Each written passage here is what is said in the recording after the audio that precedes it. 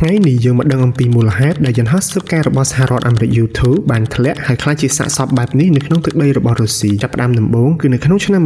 1956សហរដ្ឋអាមេរិកបានចាប់ផ្ដើមបេសកកម្មជាលើកទី1របស់ខ្លួនក្នុងការបញ្ជូនយន្តហោះ U2 ដើម្បីហោះស៊ើបការនៅលើទឹកដីរបស់ប្រទេសរុស្ស៊ីដែលពេលនោះគឺជាសហភាពសូវៀតហើយគោលបំណងក្នុងការហោះនោះគឺដើម្បីថតយកទីតាំងភូមិសាស្ត្រកន្លែងស្តុកអាវុធកន្លែងផលិតអាវុធនិងដើម្បីតេស្តពីការរីកចម្រើននៃបច្ចេកវិទ្យារបស់សហភាពសូវៀតបេសកកម្មហោះយកការនេះត្រូវបានធ្វើឡើងដោយជោគជ័យជាច្រើនលើកច្រើនសារប្រកបដោយជំនឿចិត្តពីព្រោះតែយន្តហោះ U2 នេះគឺវាមានសមត្ថភាពអាចហោះក្នុងរយៈកម្ពស់ដល់ទៅ21គីឡូម៉ែត្រដែលគេជឿថាក្នុងពេលនោះពុំទាន់មានរេដាណាអាចចាប់សញ្ញាយន្តហោះនៅរយៈកម្ពស់ខ្ពស់បែបនេះនៅឡើយទេហើយបើទោះបីជាចាប់បានក៏ពុំទាន់អាចមានមីសែលឬក៏យន្តហោះចម្បាំងណាអាចស្ទាក់ចាប់បានដែរការព្យាករណ៍របស់សហរដ្ឋអាមេរិកនេះគឺពិតជាត្រឹមត្រូវប្រាកដមែននៅក្នុងចុងឆ្នាំ1957សហភាពសូវៀតបានអភិវឌ្ឍសមត្ថភាពរេដារបស់ខ្លួនហើយអាចចាប់សញ្ញាយន្តហោះស៊ើបការក្នុងរយៈកម្ពស់នេះបានក៏ប៉ុន្តែបញ្ហាគឺនៅត្រង់ថាសូវៀតពុំទាន់មានមីសែលឬក៏យន្តហោះចម្បាំងណាមួយដែលអាចហោះទៅបាញ់ដល់រយៈកម្ពស់ដ៏ខ្ពស់បែបនេះនៅឡើយទេហើយសូម្បីតែMiG-17, MiG-19, MiG-21 និង Su-9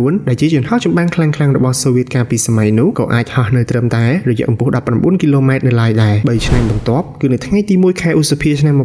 1960កំឡុងពេលដែលសូវៀតកំពុងតែប្រារព្ធពិធីបុណ្យជាតិទិវាជ័យជំនះដែលជាថ្ងៃឈប់សម្រាករបស់ប្រជាជនទូទាំងប្រទេសសហរដ្ឋអាមេរិកបានបញ្ជូនយន្តហោះ U2 ដើម្បីទៅហោះស៊ើបការម្ដងទៀតនៅលើដែនអាកាសរបស់សូវៀតតែនរណាទៅដឹងថានេះគឺជាបេសកកម្មថ្ងៃចុងក្រោយក្នុងកំឡុងពេលដែលកំពុងតែហោះប្រតិបត្តិការរយៈកម្ពស់ប្រមាណ20គីឡូម៉ែត្រភ្លាមចាប់តែគេក៏ប្រទះឃើញបំណែកយន្តហោះ U2 ធ្លាក់មកពីលើមេឃតែម្ដងក្រោយពេលដែលសូវៀតបានបាញ់ទម្លាក់ដោយជោគជ័យដោយប្រើប្រាស់ Ground to Air Missile S-75 Dvina ដែលរុស្ស៊ីសង្ងំអភិវឌ្ឍរយៈពេល7ឆ្នាំមកហើយវីដេអូបន្ទាប់យើងនឹងមកដឹងអំពីរបៀបដែលសូវៀតបានបាញ់ទម្លាក់ U2 ដោយជោគជ័យសមត្ថភាព Missile ចំនួនថ្មី S-75 និងរឿងរ៉ាវប្លែកៗដែលកើតឡើងក្រោយពេលដែលសូវៀតបាញ់ទម្លាក់ U2